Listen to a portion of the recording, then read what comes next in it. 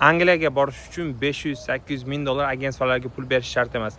Sayohat viza qilishni tekinga o'rgataman.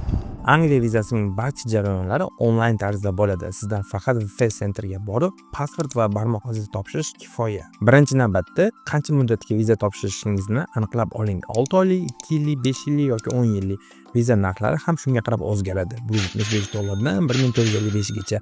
Angliya immigratsiyasi yaxshilab soqit qiladi. Elchixonaning rasmiy veb-saytiga kiramiz, ya'ni gov.uk va o'zingiz uchun akkaunt ochasiz. Vizaga ariza to'ldirish taxminan 30 daqiqani oladi.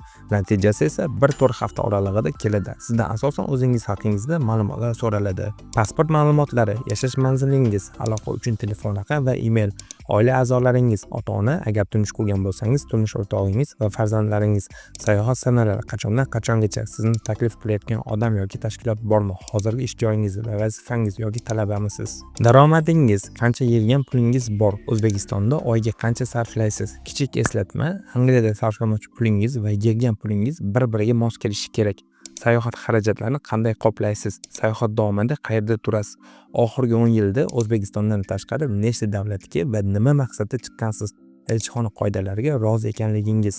Savollarga rost va to'g'ri javob berish talab qilinadi. Ayniqsa moliyaviy ma'lumotlar mantiqqa mos bo'lishi kerak. Arizani to'ldirib, to'lovni amalga oshirgach, kerakli hujjatlarni VFS tizimiga yuklaysiz. Elchixona sayti avtomatik ravishda VFS saytiga o'tkazadi. Kerakli hujjatlar ro'yxati.